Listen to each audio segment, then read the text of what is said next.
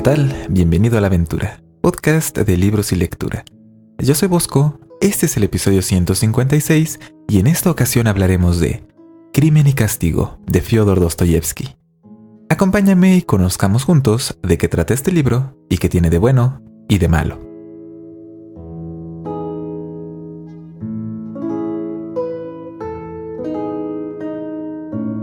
Esta semana hablaremos de un libro clásico de la literatura universal, del cual seguramente has escuchado hablar. Incluso es probable que aunque no sepas de qué trata este libro, hayas tenido contacto con alguna referencia a su contenido en algún otro medio. Por ejemplo, en otros libros, en la televisión, cine o en el teatro. Además de que quizás te hayas encontrado con alguna de las muchas adaptaciones que ha tenido. Este libro es Crimen y Castigo del escritor ruso Fyodor Dostoyevsky, publicado originalmente en 2 partes en 1866. Esta es una obra representativa de este autor, que es reconocido como uno de los escritores rusos más importantes de la historia. Dostoyevsky solía incluir en todo lo que escribía reflexiones morales acerca de lo que es correcto e incorrecto y sobre la naturaleza humana, que es la que determina estas cosas, y también con un toque religioso. Crimen y Castigo es también llamada, de manera común, una novela de carácter psicológico, debido a que se centra en el conflicto interno de su protagonista y en la exploración profunda de todo lo que cruza por su mente. Esta debe ser la razón por la que más de una persona me ha recomendado a lo largo de los años este libro. A veces con muchísimo entusiasmo. Es que tienes que leer Crimen y Castigo, te va a encantar, a ti que eres un psicólogo. Lo cual tiene un poco de sentido. Aunque de nuevo confirma que algunas de las personas que me conocen no tienen mucha idea de qué es lo que hago como psicólogo. Pero, en general, es de esos libros que te recomiendan leer porque son clásicos, de esos que debes leer. Esta es también la razón por la que dudé muchísimo acerca de hablar de este libro en el podcast, lo cual se va a hacer evidente más adelante en este episodio. Pero dejemos los preámbulos y mejor empecemos a hablar de qué trata este libro. La historia se ubica en Rusia del siglo XIX, en la ciudad de San Petersburgo. Ahí nos encontramos con Raskolnikov, nuestro protagonista, un apuesto joven que se ha mudado a la gran ciudad de San Petersburgo para estudiar. Aunque esto no es algo que adivinarías si te lo encontraras en la calle, pues tiene el hábito de vestir con ropas tan gastadas que es más fácil que lo confundas con un pordiosero a que pensaras que es un estudiante. Aunque no desentona mucho que digamos con el barrio en el que vive, pues es una parte de la ciudad en la que abundan los borrachos, las prostitutas, los criminales y otras personas que hacen que ese lugar no sea el más ideal para vivir. En especial para alguien con un temperamento tan obsesivo como es Raskolnikov. Nuestro protagonista vive en un cuarto de alquiler y lo primero que sabemos de él es que debe varios meses de renta. Raskolnikov siempre anda corto de dinero y la idea de tener que explicarle a su casera que no tiene dinero para pagarle la renta le causa una cantidad enorme de estrés y lo tiene bastante inquieto. Porque es inevitable que tenga que encontrarse con ella tarde o temprano. Su casera vive en la planta baja de la casa en la que él está viviendo y nuestro protagonista en un cuarto de la planta alta. No hay manera de evitar encontrarse con ella y esto ha hecho que Raskolnikov se esté volviendo más retraído de lo normal y evite el contacto con otras personas a su alrededor, que de por sí es algo que acostumbra hacer. Sobre todo porque, aunque es evidente que necesita de ayuda, se niega a recibirla porque es, además, orgulloso. Que si sumamos esto a su aspecto descuidado y a su manera de ser en general, hacen que luzca como una persona bastante excéntrica. Y Raskolnikov tiene una intensa vida interior. En realidad, aunque es un poco curioso que él mismo no sea el narrador de esta historia, porque la verdad pasamos todo el libro conociendo sus pensamientos, planes, intenciones, reacciones y todo lo que él percibe del mundo a su alrededor, que más bien te esperarías que todo estuviera contado en una narración de primera persona. Pero no es así. Tenemos a un narrador omnisciente, que como tal sabe todo lo que pasa por la mente de nuestro protagonista. Y es precisamente en la mente de Raskolnikov que se ha estado gestando un plan de realizar un acto malvado que lo haría salir de la apretada situación económica en la que se encuentra. Pero así como surge en su mente la convicción de realizar este acto, también él solo se convence de que no debe hacerlo, pues es algo que va en contra de sus principios. Y en ese ir y venir de si lo hago o no lo hago, si lo hago o no lo hago, pasa una buena parte del tiempo de su día pensando. Lo que es cierto es que todo nos indica que está más cerca que nunca de consumar ese acto, pues nuestro protagonista, de hecho, decide realizar un ensayo de este. Raskolnikov visita la casa de la anciana Aliona Ivanova, una usurera avariciosa y mezquina que se ha hecho de una pequeña fortuna haciendo préstamos con muy altos intereses a personas muy necesitadas de dinero, aprovechándose, claro está, de su situación vulnerable. En particular, es común que le preste dinero a estudiantes como nuestro protagonista. Con ella vive su hermana Elisabetta, que no se parece mucho a su hermana, no solo porque es más joven, sino porque parece ser más bien trabajadora y considerada, y en general es una persona mucho más amable que su hermana. Nuestro protagonista llega a empeñar un reloj, y la usurera le recuerda, de manera grosera por cierto, que Raskolnikov le debe ya dinero, y que está esperando a que le pague, pero de todos modos acepta el empeño y lo suma a su cuenta personal.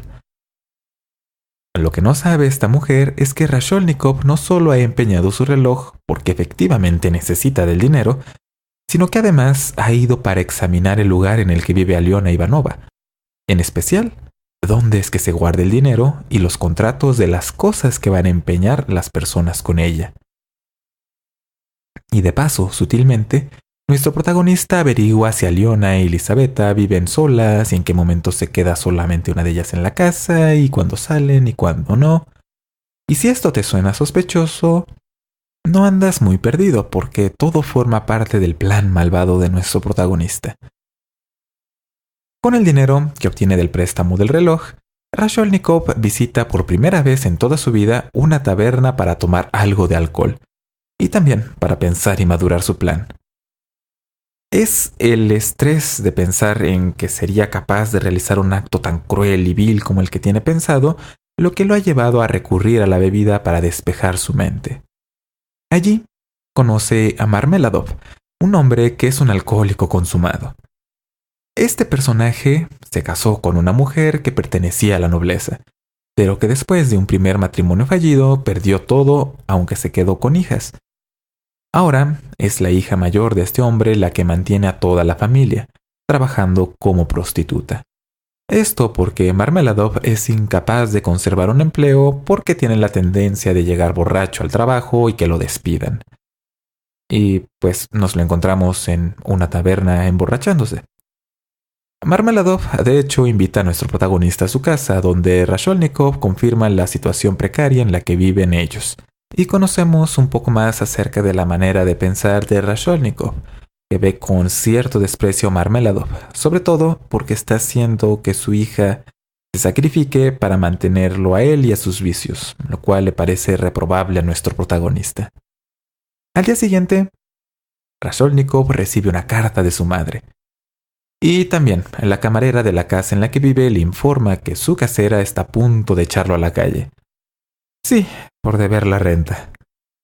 La situación de Raskolnikov se complica, y la carta de su madre no le ayuda a aclarar su mente. Raskolnikov tiene una hermana, Dunia. Pues Dunia tenía un trabajo en el que su jefe la acosaba y como esto es Rusia del siglo XIX, fue la reputación de Dunia, la hermana de Raskolnikov, la que quedó arruinada. No me preguntes cómo funcionaba la lógica de aquella época. Así, Dunia ha aceptado casarse con un hombre poco agradable al que no ama, pero que tiene dinero, con la esperanza de que esto ayude a su madre y a su hermano, porque además este sujeto tiene algunas conexiones en el mundo de los negocios que puede ayudarle a nuestro protagonista a hacerse de una carrera. Nuestro protagonista, después de enterarse de esto, ya no puede más. La idea de que su hermana se sacrifique le parece horrible y, desde luego, lo hace hundirse más en este estado de aislamiento y de agitación en el que lo encontramos desde un principio. De modo que cuando, poco después, en la calle casualmente escucha que la usurera estará sola en su casa, pues su hermana saldrá a atender algunos otros asuntos, es en ese momento que Raskolnikov decide cometer el acto malvado que venía planeando. Porque además empieza a convencerse a sí mismo de que es algo que él está destinado a hacer, es parte de su misión en su vida. ¿Qué es lo que va a hacer? Matar a Aliona Ivanova y después robar su dinero. Porque además nuestro protagonista racionaliza su decisión pensando que, ya que esta mujer es una persona vil, despreciable, que hace la vida miserable a otras personas, estaría en realidad haciéndole un favor a la sociedad si se deshace de ella. De este modo, armado con un hacha oculta entre sus ropas y con el pretexto de empeñar una cigarrera, Raskolnikov toca la puerta de Aliona Ivanova, con la firme determinación de terminar con la vida de la prestamista. ¿Cometerá Raskolnikov este malvado acto? Y si es así, ¿logrará con ello solucionar sus problemas de dinero? ¿Y qué pasará con su madre y con su hermana? Eso lo descubrirás leyendo Crimen y Castigo de Fyodor Dostoyevsky. Y ahora que sabemos de qué trata este libro, pasemos a hablar de qué tiene de bueno. ¿Por qué disfrutarías de leerlo? Como ya lo comentamos al principio de este episodio, esta es una novela que se dice tiene un corte psicológico. Y esto más bien hace referencia a que se introduce en lo más profundo de la mente de su protagonista, no tanto a que hable de la ciencia psicológica. Esto porque toda la narración y todos los eventos que ocurren en realidad son pocos, pasan pocas cosas a lo largo de este libro. Pero quizás has visto algún ejemplar de Crimen y Castigo en alguna librería o en algún librero, te hayas dado cuenta de que no es un libro muy corto que digamos. Esto es porque una gran parte de lo que está escrito en él se trata de la vida interna de Raskolnikov, de lo que está pensando, cómo lo está pensando, el razonamiento que sigue para llegar a cualquier decisión, en cómo le afectan las circunstancias a su alrededor, cómo es que tiene un conflicto muy grande entre hacer algo que él considera reprobable y al mismo tiempo buscarle una solución a sus problemas, e incluso este primer conflicto que conocemos en su persona, que es querer cometer un crimen, que es asesinar y robar a una mujer anciana, y al mismo tiempo rehusarse a la idea de convertirse en un criminal y ser una persona igual de despreciable, por lo menos a sus ojos, como sus vecinos en el barrio en el que vive. Esta exploración de toda la vida interna, la vida mental del protagonista de Crimen y Castigo es lo que hace a este libro sumamente interesante para cierto tipo de lector. Porque no es muy común que podamos ponernos en los zapatos de otra persona y conocer lo más íntimo de sus pensamientos, que podamos conocer sus intenciones, sus dudas, sus miedos, sus metas. Es algo a lo que no tenemos la oportunidad de acceder, pero podemos hacerlo a través de un libro.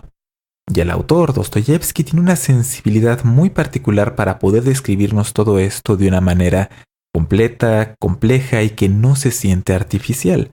Raskolnikov parece una persona de carne y hueso, real, no solo un personaje creado con la intención de darnos una lección acerca del crimen y del castigo, que sí, son temas muy recurrentes en el libro, sino te da la sensación de que te has encontrado con una persona, con un joven en un momento difícil de su vida y lo estás acompañando mientras atraviesa por él. Los demás personajes que aparecen en este libro también tienen un poco de esta complejidad, pero no es tanta. Aún así, se sienten auténticos en su mayoría y ayudan a que tú, como lector, sientas que la situación que está viviendo Raskolnikov podría haberle pasado a cualquiera, pero nosotros tuvimos la suerte de encontrarnos con un personaje muy peculiar que hace que podamos explorar temas bastante complejos acerca de la naturaleza humana. Y es que ese es el segundo punto muy importante de este libro. La manera en la que se nos presenta el conflicto que tiene Raskolnikov entre los actos que desea cometer y las consecuencias que tienen. El nombre del libro Crimen y Castigo tiene mucho que ver no solamente con el crimen que planea hacer Raskolnikov, de asesinar a una anciana y robarle su dinero, sino con todo el crimen en general, en realizar actos que son incorrectos o que causan daño a otras personas y las consecuencias que tienen. Marmeladov, el hombre alcohólico al que conoce nuestro protagonista, comete varios actos que son bastante crueles, ruines y egoístas. Y a los ojos de nuestro protagonista esto debería meritar un castigo o por lo menos alguna retribución de algún tipo. Pero lo que más llama la atención es ver cómo difiere la actitud de nuestro protagonista acerca de cometer algo incorrecto, una intransigencia, a cómo la afronta este personaje, Marmeladov. Nuestro protagonista se sentiría sumamente ansioso, angustiado y sentiría que merece ser castigado, mientras que Marmeladov, como podemos ver, le da igual. Mientras él pueda emborracharse y vivir una vida cómoda, no le preocupa si la familia que tiene a su cargo sufre, pasa hambre o tiene que dejar de lado su dignidad para continuar sobreviviendo. Todo esto es posible explorarlo gracias a la narración tan detallada y cuidadosa que hace el autor acerca de todo lo que ocurre. Sientes como si estuvieras presente en el momento de la acción, como si estuvieras tú presenciando, así como esos momentos que son clave y determinantes en la historia de este libro. Y esto es posible también porque nuestro protagonista tiende a vivir en la soledad. Y creo que también es algo que el autor trata de comunicarnos a los lectores. Y es la idea de lo complicado que es para una persona vivir en soledad, aislado de los demás. ¿Cómo puede cambiar tanto la percepción de nuestro alrededor el no tener con quién comunicarnos? Como Raskolnikov se pasa la gran mayoría de su tiempo solo, pues es que tiene todo este tiempo disponible para darle vueltas y vueltas a ideas recurrentes de los eventos que pasan en su vida. Es por eso que se angustia tanto por no poder pagar la renta, es por eso que le preocupa tanto la situación de su familia, es por eso que le obsesiona la idea de cometer un crimen, porque no tiene nadie que le sirva de interlocutor. Está él solo con sus pensamientos, entonces no hay nada que lo atempere, que lo modere, y como él se ve a sí mismo como más virtuoso que los demás, pues eso lo termina de aislar de una manera aún más pronunciada. Esto es probablemente una advertencia acerca de que no podemos nosotros como seres humanos tomar decisiones complejas acerca de lo que es correcto e incorrecto sin consultarlo con los demás. Después de todo, la consecuencia de nuestros actos no la experimentamos solamente nosotros, sino que la experimentan otras personas. Si le quitamos a alguien algo que le pertenece, es decir, si le robamos algo, no es solamente el efecto que ese acto tiene hacia nosotros, sino también hacia la persona a la que le quitamos algo y probablemente a las personas que tengan una relación con esa persona y las que tienen relación con nosotros mismos. No podemos vivir como islas, por muy inteligentes y brillantes que creamos que somos, como es el caso de nuestro protagonista, que a pesar de la opinión tan elevada que tiene de sí mismo, comete muchos errores y en realidad su brillante plan para cometer un crimen no es nada brillante, pues es que pasan cosas como la que le pasan a él. Así que al terminar de leer este libro seguramente te vas a quedar con muchas cosas acerca de las cuales pensar y ojalá no solamente las pienses tú solo o tú sola, sino que las compartas con alguien más, porque eso es lo que hace realmente enriquecedor leer un libro de estas características. Pero nada en la vida es perfecto, así que pasemos a hablar de ¿qué tiene de malo este libro? ¿Por qué no te gustaría leerlo? Y así es como llegamos a la razón por la que es difícil para mí hablar de Crimen y Castigo. Y es que no me gustó este libro. No porque lo detestara, eso lo podría aceptar. Si un libro me desagrada, por lo menos tengo mucho que decir al respecto acerca de él.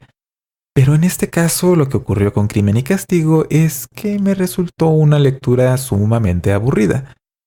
No me interesaron los personajes, porque en realidad el único personaje que tiene cierta complejidad como para que te intereses en él es nuestro protagonista, y además de él tienes personajes bastante unidimensionales, pues no hay algo en este libro que quisiera terminar de leerlo, que quisiera saber qué va a pasar, o que me interesara profundamente el conflicto interno que tiene nuestro protagonista. Puede ser que la razón por la que me pareció aburrido este libro es porque este conflicto que tiene Raskolnikov acerca de cometer un crimen y de su culpabilidad, a mí me parece que no es realmente un conflicto, es algo que tiene una solución bastante sencilla y es solamente cuestión de decidir si consideras que algo es correcto o incorrecto. Y si tú, desde tu punto de vista personal, consideras que algo es correcto, aunque las normas sociales te dicen que no lo es, pues lo vas a terminar haciendo. Aunque objetivamente alguien te puede decir que es incorrecto. Pero como nuestro autor, Dostoyevsky, tiene una visión moldeada por la moral religiosa acerca de lo que es correcto e incorrecto, pues ahí tenemos ciertos absolutos acerca de lo correcto y lo incorrecto que deben ser siempre observados. De hecho, esto es también un tema central de este libro. ¿Cómo es que nuestro protagonista no acepta que los crímenes que está haciendo son unos pecados? Y es hasta el momento en el que empieza a acercarse al arrepentimiento desde el punto de vista religioso o cristiano del arrepentimiento, que cambia su visión acerca de sus actos, acerca de las ideas que ha tenido hasta ese momento. Y esto en particular creo que es algo que sí puedo decir que tú como lector o lectora puedes encontrar desagradable del libro, que el autor considere que existe una moral que es correcta y que ésta no coincida con tus creencias personales. Eso es algo que tienes que considerar al leer este libro. Pero además de eso, también quería aprovechar esta oportunidad para mencionar que hay algunos libros que, como ya dijimos, debes leer, que puede que no te gusten. Y eso está bien, no se trata de que todos los libros que a otras personas, aunque sea la mayoría de las personas, le gusten, te gusten a ti también, o los disfrutes de la misma manera, o simplemente te llamen la atención, aunque sean clásicos de la literatura universal. Todas las personas somos diferentes, tenemos diferentes intereses, gustos, agrados, desagrados, y sería muy desagradable que a todos nos gustaran exactamente los mismos libros o que nos desagradaran exactamente los mismos libros, aunque sea un clásico o aunque sea algo que otra persona te recomendó, como fue mi caso con este libro, que todavía tengo que explicarle a 2 o 3 personas que este libro no me gustó en lo absoluto y que quizás deberían recomendarme cosas distintas. Y también temo que algún escucha después de este episodio me escriba para reclamarme por hablar de manera negativa acerca de Crimen y Castigo. Pero es lo que pienso. Así que, en resumen, ¿recomendaría Crimen y Castigo de Fyodor Dostoyevsky? No sé qué decir. Por una parte, ya mencioné que no disfruté de leer de este libro y además no lo volvería a leer jamás. Pero por otra parte, sé que eso tiene mucho que ver conmigo como persona y como lector y no con el libro por sí mismo. El tema que trata es apasionante y la manera en que lo aborda es inteligente. No creo que las personas que me han recomendado este libro estuvieran mintiendo sobre lo mucho que lo disfrutaron. Tal vez sea un libro que lo odias o lo amas. En realidad, no tengo una respuesta. Así que diré esto. Si ya tienes un tiempo escuchando este podcast y en general disfrutas de las mismas cosas que yo, aléjate de este libro. Creo que eso es lo justo. Y esto es lo relacionado con el libro de esta semana, Crimen y Castigo de Fyodor Dostoyevsky. Ahora la parte final del podcast.